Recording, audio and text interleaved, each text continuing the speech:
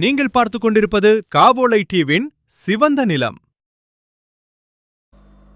வணக்கம், நான் உங்கள் காவோலை எடிசன். இன்றைக்கு நாம் பார்க்க போகிற விஷயம் கொஞ்சம் மர்மமானது, கொஞ்சம் ஆபத்தும் நிறைஞ்ச ஒரு கேள்வியிடம் வந்திருக்கோம். நம்மளில் எத்தனை பேர் நம்ம குழந்தைய ஒரு டாக்டராகவோ இன்ஜினியராகவோ அல்லது ஒரு வக்கீலாகவோ ஆக்கணும்னு நினச்சிருப்போம். சரி, இப்போ வேற ஒரு கற்பனை செய்து பாருங்கள். உங்களுடைய மகனோ அல்லது மகளோ இன்று பல்கலைக்கழகத்தில் சேருகிறார். 4 வருடங்கள் கடினமாக உழைத்து கோடிக்கணக்கில் பணத்தை வாங்குகிறீர்கள். உங்களுடைய ஆசை அபிலாஷைகளை எல்லாம் தியாகம் செய்கிறீர்கள். ஆனால் அவர் பட்டம் பெறும் நாளில் அவர் கற்ற பாடம், அதாவது அந்த சிலபஸ் ஏற்கனவே எக்ஸ்பயர் ஆகிவிட்டது என்று சொன்னால் எப்படி இருக்கும்? இது நான் மிகைப்படுத்தி கூறவில்லை. கம்ப்யூட்டர் சயின்ஸ் படித்த ஒரு மாணவன் பட்டம் பெறும்போது அவன் கற்றுக்கொண்ட புரோகிராமிங் மொழி, உதாரணமாக இந்த பைத்தான் 3.8 போன்றவை ஏற்கனவே லெகசி ஆகிவிடுகிறது. மருத்துவ மாணவன் பட்டம் பெறும்போது அவன் மனப்பாடம் செய்த 20 மருந்துகளின் பெயர்கள் அவன் படித்த 100 20 பெயர்கள் மாற்றப்பட்டிருக்கும். ஏன் இப்படி நடக்கிறது? ஏனென்றால் நமது கல்வி முறை 19ஆம் நூற்றாண்டின் தொழிற்சாலைகளுக்காக தொழிலாளர்களை உருவாக்குவதற்காக வடிவமைக்கப்பட்டது. ஆனால் நாம் 21ஆம் நூற்றாண்டின் ஏஐ உலகில் வாழ்ந்து கொண்டிருக்கிறோம். இன்று நான் அதை பற்றி தான் உங்களிடம் பேச இருக்கிறேன். இப்பொழுதும் பல்கலைக்கழகங்கள் இருக்கின்றன. அவை அழிந்துவிடவில்லை. ஆனால் அவற்றின் ஏகபோக உரிமை இறந்துவிட்டது. ஒரு காலத்தில் படிப்பு என்றாலே பல்கலைக்கழகங்கள் தான் என்று இருந்த நிலை மாறி இன்று அந்த நிலையானது சமூக ஊடகங்களிலும் இணையத்திலும் பிரிக்கப்பட்டு பல்கலைக்கழகங்கள் அந்த உரிமையை இழந்துவிட்டன என்றே சொல்ல வேண்டும். நமது பள்ளிக்கூட படிப்பு எப்படி இருந்தது? காலை 9 மணிக்கு பள்ளிக்கு செல்வோம், மதியம் 4 மணிக்கு அது முடிவடையும். அதுபோல படிக்கும் காலங்களில் கோடை விடுமுறை என்று சில கிடைக்கும். இது எதற்காக இப்படி அமைக்கப்பட்டது? 19ஆம் நூற்றாண்டில் தொழிற்சாலைகளில் வேலை செய்யும் தொழிலாளர்களுக்காக இது உருவாக்கப்பட்டது. கவனித்து பாருங்கள், இதே முறைதான் தொழிற்சாலைகளிலும் இருந்து வந்தது. அதை அடிப்படையாக கொண்டுதான் இத்தகைய கல்வி முறையானது நமக்கு அமைத்து தரப்பட்டது. அது அன்றைய தேவைகளாகவும் இருந்தது. ஆனால் இன்று அந்த தொழிற்சாலைகளில் ரோபோக்கள் வேலை செய்கின்றன. மனிதர்கள் ஏஐக்கு கட்டளையை மட்டும் கொடுக்கிறார்கள். அப்படி இருக்கும்போது நாம் ஏன் நம் குழந்தைகளை 19ஆம் நூற்றாண்டு மாடலில் பயிற்றுவிக்க விரும்புகிறோம்? கடந்த 20 ஆண்டுகளில் அமெரிக்காவில் கல்வி கட்டணம் சராசரியாக 400% உயர்ந்துள்ளது. ஆனால் அங்கு படித்து வெளிவரும் பட்டதாரிகளின் ஆரம்ப ஊதியம் வெறும் 50% மட்டுமே உயர்ந்துள்ளது. இதையே நாம் இந்தியாவில் எடுத்துக்கொண்டோம் என்றால் நிலைமை இன்னும் கொஞ்சம் மோசமாகத்தான் உள்ளது. ஒரு தனியார் பொறியியல் கல்லூரியில் 4 வருடங்களுக்கு ஏறக்குறைய 20 லட்சம் கட்டணம் செலுத்தி படித்து முடித்ததும் 60% மாணவர்களுக்கு வருடாந்திர சம்பளமாக 3 லட்சமோ அதற்கு குறைவாகவே இந்தியாவில் கிடைக்கிறது. அதாவது 6 வருடங்கள் கடனை திருப்பித் தருவதற்கே அவன் உழைக்க வேண்டியிருக்கிறது. இப்பொழுது இன்னும் ஒரு பக்கத்தை பார்ப்போம். அதே மாணவன் அந்த 4 வருடங்களில் யூடியூப், கொர்சேரா, சாட்பாட், கிட்டிஹப் ஆகியவற்றில் தன்னைத்தானே பயிற்றுவித்திருந்தால் அவன் ஒரு கம்பெனியில் இன்ஜினியராக வேலை பார்த்திருப்பான், பட்டம் இல்லாமலேயே. இது எப்படி சாத்தியம் என்று கேட்கிறீர்களா? அது உண்மையிலேயே இன்று நடந்து கொண்டிருக்கிற ஒரு நிலை. உங்கள் பிள்ளை பட்டம் வேண்டாம், நான் யூடியூபர் ஆகிறேன் என்று சொன்னால் நீங்கள் என்ன செய்வீர்கள்? கோபம் வருமா வராதா? கண்டிப்பாக வரும். நீங்கள் சிந்திப்பீர்கள், அவன் எப்படி தன் வாழ்க்கையை நகர்த்துவான் என்று. அந்த பயம் உங்களுக்கு தன்னிச்சையாகவே மனதில் எழும். ஏனென்றால் நீங்கள் அத்தகைய வாழ்க்கை முறைக்கு பழக்கப்பட்டிருக்கிறீர்கள். ஆனால் நம்முடைய இந்த குழந்தைகள் அப்படி அல்ல. 2026இல் ஒரு 16 வயது பையன் ஏஐ கேம்ஸ் உருவாக்கி மாதம் 1 லட்சத்திற்கும் மேலாக சம்பாதிக்கிறான். அவனிடம் எந்த பட்டமும் கிடையாது. அவனுக்கு திறமை மட்டும்தான் தெரிந்திருக்கிறது. சரி, இப்பொழுது இந்த மேடையில் 1980லிருந்து 1990 வரையிலான மிலேனியல்ஸ் என்று சொல்லப்படும் அந்த காலகட்டத்தை சார்ந்த நீங்கள் அமர்ந்திருக்கிறீர்கள். உங்களுடைய பிள்ளைகள், அதாவது 1996லிருந்து 2010க்குள்ளாக பிறந்த ஜென் ஜி என்று அழைக்கப்படும் அந்த காலகட்டத்தை சார்ந்தவர்கள். ஆனால் உங்கள் பேர குழந்தைகள் ஜெனரேஷன் ஆல்ஃபா என்று சொல்லப்படும் 2010லிருந்து 2025க்குள்ளாக பிறந்தவர்கள். இவர்கள் பிறந்தது முதலே iPod, Alexa, chat GPT, Roblox ஆகிய ஏஐ கருவிகளுடனேயே தங்களுடைய வாழ்க்கையை நடத்தி கொண்டிருக்கிறார்கள். இவர்களுக்கு கிளிக் என்று சொன்னால் தெரியாது, டேப் தெரியும். இவர்களுக்கு தேடல் என்றால் அது கூகுள் அல்ல, அது சாட் ஜிபிடியில் கேள்வி கேட்பது. இவர்களுக்கு வெயிட்டிங் என்ற கருத்தே இல்லை. எதுவாக இருந்தாலும் அது உடனடியாக வேண்டும். இவர்கள் ஒரு 15 நிமிட யூடியூப் வீடியோ மூலம் குவாண்டம் இயற்பியல் என்றால் என்ன என்பதை புரிந்து கொள்கிறார்கள். நாம் 15 வருடங்கள் கல்லூரியில் படித்தும் ட்ரிக்னோமெட்ரியை இன்று மறந்துதான் இருக்கிறோம். என்னுடைய நண்பர் ஒருவரின் வீட்டிற்கு சென்றிருந்தேன். அவருக்கு 12 வயது பையன் ஒருவன் இருக்கிறான். அவன் கம்ப்யூட்டரில் ஏதோ செய்து கொண்டிருப்பதை கவனித்து அவரிடம் சென்று என்ன செய்கிறாய் என்று கேட்டேன். அவன் மைண்ட் கிராஃப்ட் விளையாடி கொண்டிருக்கிறேன் என்று சொன்னான். சரி, நீ இதிலிருந்து என்ன கற்றுக்கொண்டாய் என்று அவனிடம் கேட்கும்போது அவன் சொன்னது, நான் இங்கே ஒரு நகரத்தை கட்டுகிறேன், அதற்கு மின்சாரம் தயாரிக்க சோலார் பேனல்கள் வேண்டும். அந்த சோலார் பேனல்களை, எத்தகைய சோலார் பேனல்கள் அங்கு நிறுவப்பட வேண்டும் என்பதற்கான கணிதம் தெரிந்திருந்தால்தான் அதை நான் செய்ய முடியும். அதுபோல அந்த நகரத்தின் அருகில் செல்லும் நதியை திசை திருப்ப எனக்கு இயற்பியல் தெரிந்திருக்க வேண்டும். மேலும் 500 பேர் வாழும் அந்த நகரத்திற்கு உணவு மற்றும் அடிப்படை வசதிகளை திட்டமிட பொருளாதாரமும் தெரிந்திருக்க வேண்டும் என்று கூறினான். அவை எல்லாவற்றையும் நான் இங்கே பார்த்து கொண்டிருக்கிறேன் என்று சொன்னான். எனக்கு அதிர்ச்சியாக இருந்தது.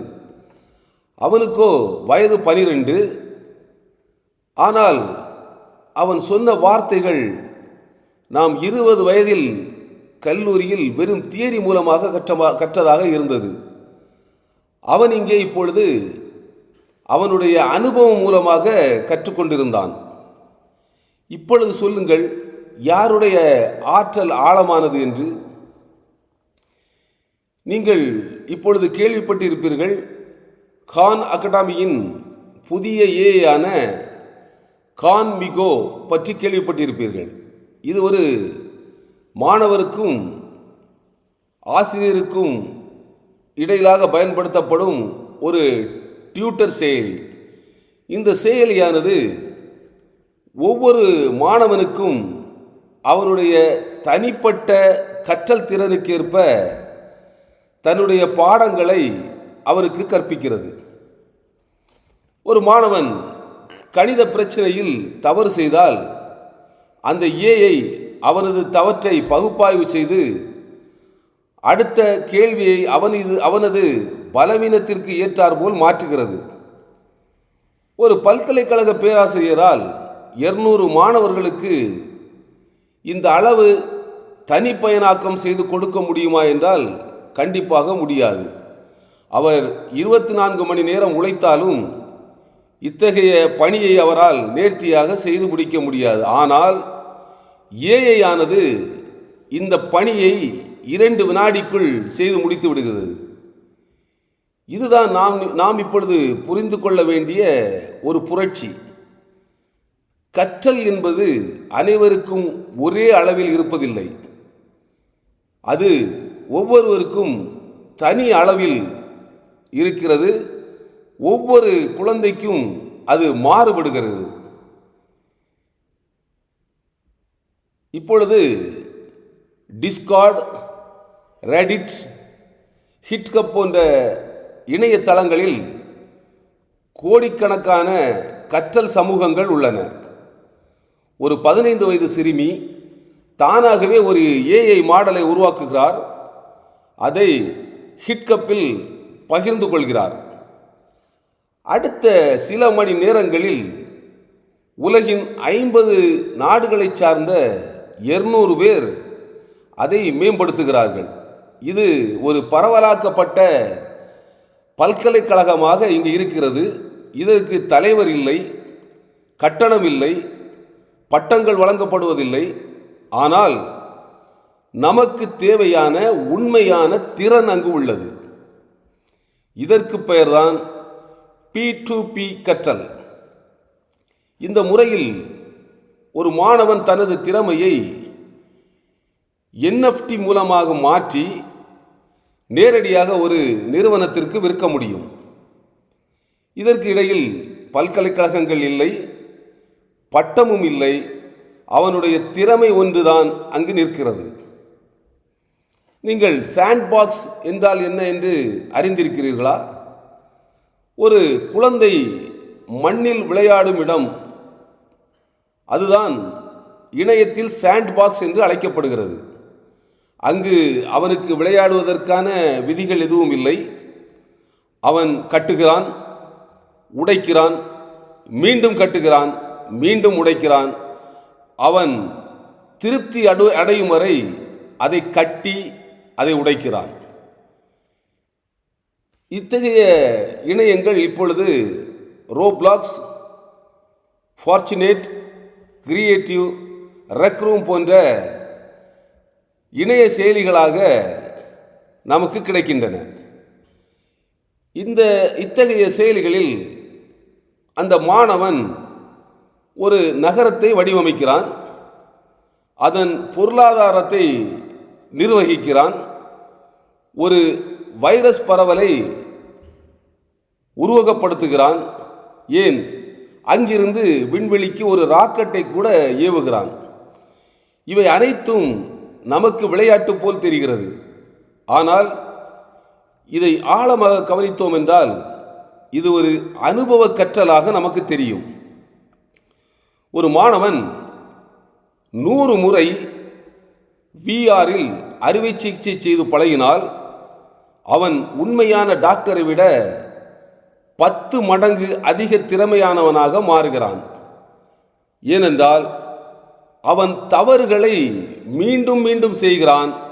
ஆகையால் அந்த தவறிலிருந்து சரியான பாதைக்கு திரும்ப அவன் திரும்ப திரும்ப அதில் பயிற்றுவிக்கப்படுகிறான். உண்மையான அறுவை சிகிச்சையில் இவ்வாறு நாம் திரும்ப திரும்ப செய்து பார்ப்பதற்கு இடமில்லை.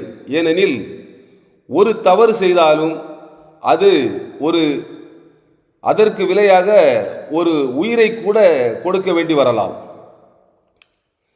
விஆர் கல்வி என்பது பாதுகாப்பான தவறுகளில் இருந்து சரியானதை கற்றுக்கொள்ளும் இடமாக இருக்கிறது. இவை ஒரு பல்கலைக்கழக வகுப்பறையில் சாத்தியமாவதில்லை. இப்போது நாம் சிலபஸ் என்று சொல்லும் ஒரு காகிதத்தில் இருக்கும் முறையை பற்றி பேசுவோம். ஒரு பல்கலைக்கழகம் வருடத்திற்கு ஒரு முறை, அது கூட நடைபெறுவதில்லை, 2-3 வருடத்திற்கு ஒரு முறை பாடத்திட்டத்தை மாற்றுகின்றன. ஆனால் ஒரு ஏஐ ஆனது ஒவ்வொரு நொடியும் பாடத்திட்டத்தை மாற்றும் தன்மையுடையது. உதாரணமாக, டியூலிங்கோ செயலியில் நீங்கள் ஒரு வார்த்தையில் தவறு செய்தால் அது அந்த வார்த்தையை மீண்டும் மீண்டும் உங்களுக்கு கற்றுத்தருகிறது. நீங்கள் எந்த பாடத்தை விரைவாக கற்றீர்களோ அந்த பாடம் உங்களுக்கு குறைவாக வரும். ஏனெனில் அதை நீங்கள் ஏற்கனவே தெரிந்து வைத்திருக்கிறீர்கள் என்பதை இந்த அல்காரிதம்கள் புரிந்து வைத்திருக்கின்றன. இது உங்கள் தனிப்பட்ட கற்றல் பாதையை உங்களுக்காகவே உருவாக்கி தருகிறது. இது ஒரு பல்கலைக்கழகத்தில் சாத்தியமா? ஒரு பேராசிரியர் 30 மாணவர்களுக்கு ஒரே பாட புத்தகத்தில் இருந்து சொல்லிக் கொடுப்பதும் அந்த 30 பேரில் 5 பேருக்கு மட்டும்தான் அந்த பாடம் உண்மையிலே பொருந்துவதாக இருக்கும். மற்ற 25 பேர் ஒன்றில் தூங்குவார்கள் அல்லது பேராசிரியரின் கட்டளைகளுக்கு பயந்து அவற்றை மனப்பாடம் செய்து வருவார்கள். நாம் மாணவர்களை தூங்க வைக்கும் கல்வியை இன்னும் ஏன் கொண்டாடி கொண்டிருக்கிறோம் என்பதுதான் இங்கு உண்மையான கேள்வி. இப்பொழுது நடைமுறையில் இருக்கும் ஒரு விஷயத்தை சொல்லுகிறேன், கேளுங்கள். பல்கலைக்கழகத்தில் நல்ல மார்க் எடுத்து படித்த ஒரு மெக்கானிக்கல் இன்ஜினியர் இருக்கிறார் என்று வைத்துக் கொள்ளுங்கள். அவர் 1998 பட்டம் பெற்றிருந்தார். அவர் கற்றுக்கொண்ட கணக்கீடுகள் அனைத்தும் மேனுவல் முறையில் அமைந்திருந்தன. ஆனால் இன்று CAD மென்பொருள் அந்த கணக்கீடுகளை 2 நிமிடங்களில் செய்துவிடுகின்றன. அந்த இன்ஜினியர் ஒரு தனியார் நிறுவனத்தில் வேலை பார்க்கிறார். அவர் வேலை பார்க்கும் அந்த நாட்களில் அவருக்கு கீழ் 22 வயதில் ஒரு சிறுவன், எந்த விதமான பட்டத்தையும் பெறாதவன், ஆனால் ஏஐ நன்கு கையாள்பவன் அங்கு வந்து பணியில் சேர்கிறான். இப்பொழுது அந்த நிர்வாகம் அந்த இன்ஜினியரை விட அந்த சிறுவனுக்கு 20% கூடுதலாக சம்பளம் கொடுக்கிறது என்றால் அது எதனால் கொடுக்கிறது என்று உங்களுக்கு தெரியுமா? அது அந்த சிறுவனின் தற்போதைய தேவையான திறனின் அடிப்படையில் கொடுக்கிறது. இது நியாயமா என்று கேட்டால் இல்லை என்றுதான் சொல்ல வேண்டும். ஆனால் இது நீங்கள் உண்மையாக இப்படி நடக்கிறதா என்று பார்த்தால் ஆம் என்றே அதற்கான பதில் இருக்கிறது. எனவே நிறைய புதிய பணியாளர்கள் பழைய ஆட்களை விட கூடுதலாக சம்பளம் பெற்றுக் கொண்டிருக்கிறார்கள் என்பது நிதர்சனமான உண்மை. இங்கு நாம் அந்த பொறியாளரை குறை சொல்லவில்லை. நாம் குறை சொல்வது அவர் படித்த அந்த பல்கலைக்கழகத்தை. அவருக்கு வரும் 4 வருடங்களில் மாற்றுத்திறனை அதிகரிப்பதற்காக கற்றுத்தர அந்த பல்கலைக்கழகம் தவறிவிட்டது என்றே சொல்லுகிறோம். இதுவரை நான் ஒரு புரட்சிகர கருத்தை பேசிக் கொண்டிருந்தேன். ஆனால் இதில் சில எதிர்வாதங்களையும் நாம் முன்வைக்க வேண்டும். சரி, இந்த புரட்சி முழுவதும் இணையம், ஸ்மார்ட் போன், மின்சாரம் உள்ள வீடுகளுக்கு பொருந்தும். ஆனால் இன்று வரை அத்தகைய வசதிகள் இல்லாத இந்தியாவின் கிராமப்புறங்கள் மற்றும் ஆப்பிரிக்க நாடுகளில் ஒரு குழந்தைக்கு பல்கலைக்கழகம் தானே ஒரே நம்பிக்கை, அதை காலாவதியானது என்று சொல்லுவது அந்த குழந்தையின் கனவை உடைப்பதற்கு சமமாகாதா என்று கேட்டால் ஆம், அது முற்றிலும் உண்மை. ஆனால் வரும் 5 வருடங்களில் ஸ்டார்லிங் போன்ற செயற்கைக்கோள் இணையமும் ரூபாய் 2000க்கு கிடைக்கும் ஆண்ட்ராய்டு டேப்லெட்டுகளும் இந்த இடைவெளியை கண்டிப்பாக குறைக்கும். அதுவரை பல்கலைக்கழகங்கள் தங்கள் பாடத்திட்டங்களை ஏஐ உடன் இணைக்க முன்வர வேண்டும். பழையனவற்றை தூக்கி எறிய வேண்டும் என்று இங்கு நாம் சொல்வதில்லை, ஆனால் புதியனவற்றை தங்களுடன் இணைத்துக் கொள்ள வேண்டும் என்று வாதிடுகிறோம். இரண்டாவதாக சிலர் முன்வைக்கும் எதிர்வாதமானது, மெய்நிகர் கற்றல் உலகில் முகமுக உரையாடல், அதாவது ஃபேஸ் டு ஃபேஸ் டயலாக்ஸ், குழு வேலை, பச்சதாபங்கள், மனித உணர்வுகள் இவற்றை கற்றுத்தராது என்று சிலர் வாதிடுகிறார்கள். நாம் அதை ஒப்புக்கொண்டுதான் ஆக வேண்டும். ஆனால் சமூக திறன்கள் விளையாட்டு மைதானத்திலும், குடும்பத்திலும், உள்ளூர் கிளப்புகளிலும் நம் குழந்தைகள் கற்றுக்கொள்ளுகின்றன. இவற்றை படிப்பிப்பதற்கு பல்கலைக்கழகங்களை மட்டும் பொறுப்பாக சொன்னால் அது சரியாக இருக்காது. அதுவும் இந்த ஏஐ காலகட்டத்தில் முடியாத ஒன்றாகிவிடும். மேலும் இப்பொழுதெல்லாம் விஆரில் சோசியல் பிரசன்ஸ் ஏற்கனவே உருவாகியுள்ளது. எடுத்துக்காட்டாக மெட்டாவின் ஹரிசான் வேர்ல்ட்ஸ் விஆர் சாட், இந்த செயலிகளில் பயனர்கள் உண்மையான உணர்வுகளை பகிர்ந்து கொள்கிறார்கள். கல்வி நிறுவனங்கள் சோசியல் இன்டர்மீடியட் ஹப்பாக மாற வேண்டும் என்று நினைப்பது அறிவிலித்தனம். ஏனெனில் அவை அறிவு பரிமாற்றத்திற்கான ஏகபோகங்கள் அல்ல, திறமையை உருவாக்க வந்தவை. மருத்துவர், வழக்கறிஞர், சிவில் இன்ஜினியர் இவர்களுக்கு மாநில அரசுகளின் அங்கீகாரம் அவசியம். அப்படி இருக்கும்போது ஏஐ எப்படி ஒரு மருத்துவ பட்டத்தை தரும்? அதற்கான பதில், இங்கு புரட்சி என்பது பட்டத்தை நீக்குவதல்ல, ஆனால் அது எவ்வாறு வழங்கப்பட வேண்டும் என்பதை மறையறை செய்வதே பொறுத்தது. எதிர்கால மருத்துவர் ஏஐ உதவியுடன் 10,000 நோயாளிகளின் தரவுகளை பகுப்பாய்வு செய்பவராக இருப்பார். அவரது மதிப்பு ஏஐ உடன் இணைந்து அவர் எடுக்கும் முடிவின் திறனை பொறுத்து இருக்க வேண்டும். பல்கலைக்கழகங்கள் இந்த திறனுக்காக சான்றிதழ் வழங்க வேண்டும். ஆனால் அந்த சான்றிதழ் தனித்துவமானதாக இருக்காது. ஏனென்றால் 100 பேர் ஏஐயை பயன்படுத்தினால் 100 பேரும் வெவ்வேறு முடிவுகளை எடுப்பார்கள். எனவே பல்கலைக்கழகங்கள் இல்லாமல் போய்விடாது. அவை கற்பிக்கும் மையங்களாக தொடர்வதிலிருந்து ஆய்வகங்களாக மாற வேண்டிய கட்டாயத்துக்கு உட்படும். இங்கு நாம் ஒரு முக்கியமான கேள்வியை எதிர்நோக்க வேண்டியிருக்கிறது. சரி, நாம் ஏன் கற்கிறோம்? ஒரு சாதாரண தாளில் கையெழுத்து வாங்குவதற்காகவா, அல்லது உலகை மாற்றும் ஒரு சிந்தனையை உருவாக்குவதற்காகவா? ஜெனரேஷன் ஆல்பா குழந்தைகள் பள்ளிக்கு செல்ல மறுக்கிறார்கள் என்று நாம் ஆதங்கப்படுகிறோம். அவர்கள் பள்ளிக்கு செல்ல மறுப்பது பள்ளிக்கு செல்ல வேண்டும் என்பதற்காக அல்ல, அவர்கள் பழைய முறையில் கற்க மறுக்கிறார்கள். அவர்கள் பட்டத்தை விட திறனை கூடுதலாக நம்புகிறார்கள். அவர்கள் வகுப்பறையை விட சாண்ட் பாக்ஸை விரும்புகிறார்கள். பெற்றோர்களாக, ஆசிரியர்களாக, கொள்கை வகுப்பாளர்களாக நாம் இந்த மாற்றத்தை எதிர்க்கலாம், அல்லது இந்த மாற்றத்தை வேறு வகையில் வடிவமைக்கலாம். சரி, கடைசியாக நான் ஒன்று உங்களிடம் கேட்கிறேன். இப்பொழுது நீங்கள் ஒரு குழந்தையாக இருக்கிறீர்கள் என்று வைத்துக் கொள்ளுங்கள். இன்றைய காலகட்டத்து குழந்தையாக இருக்கிறீர்கள். நீங்கள் உங்கள் பள்ளிக்கு செல்ல விரும்புவீர்களா?